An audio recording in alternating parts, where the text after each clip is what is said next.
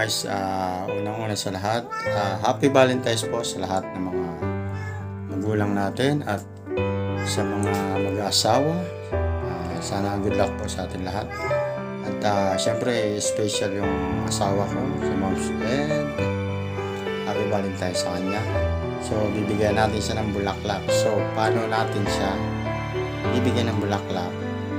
So, panoorin nyo kung paano ko ginawa, kung paano pumalpak ang aking pagbigay ng bulaklak.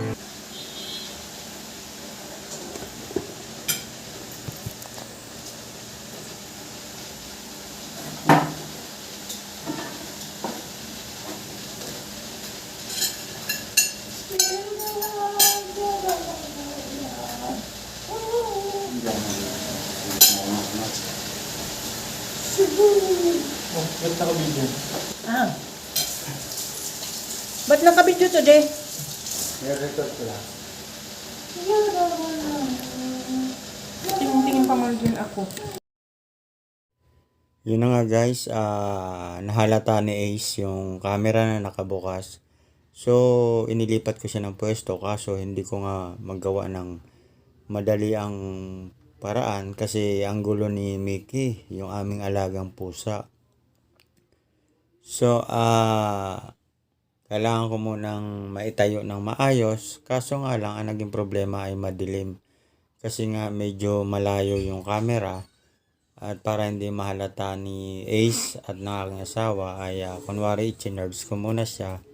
So, ayun na nga at dito nagsimula yung pagbigay ko ng bulaklak at hindi ko nga napigilang matawa dahil nga nasira yung aking setup. Panoorin nyo guys.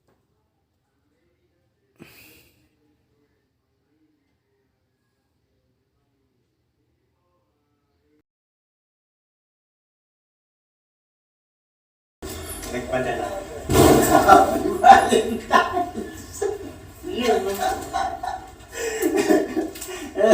Hindi ko na na-visual. Sinihan ni Suliskat.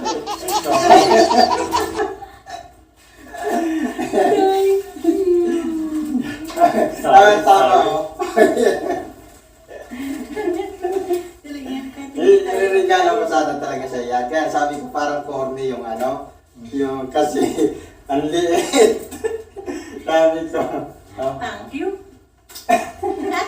Sorry. Happy Valentine's. Nakapula eh. Next year, alam ko na. Sabi ko sa Uy, may pera. Titingnan ko kung maganda. Titingnan ko kung maganda yung kuha.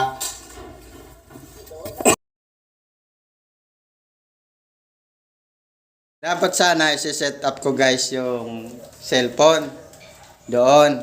Yun na nga, ang nangyari, napuna ni Ace yung camera. So wala akong ginawa kundi i-off na lang yung camera.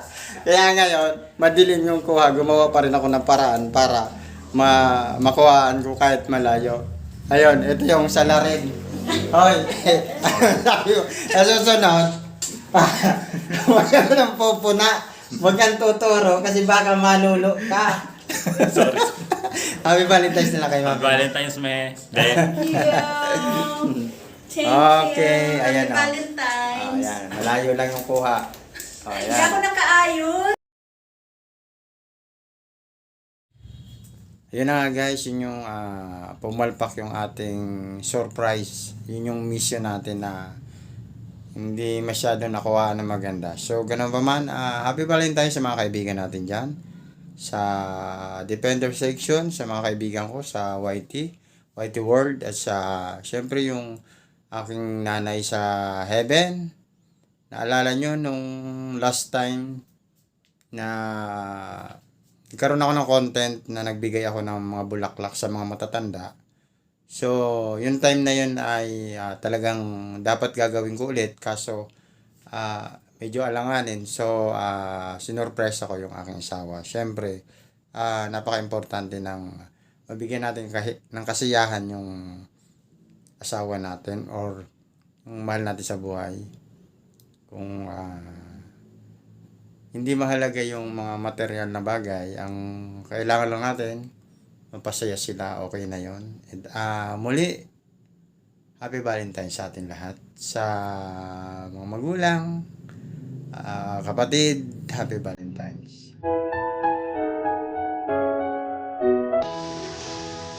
Thank you sa aking asawa dito sa flowers, pa-flowers at pa-balloon. Thank you, Happy Valentine's. My love.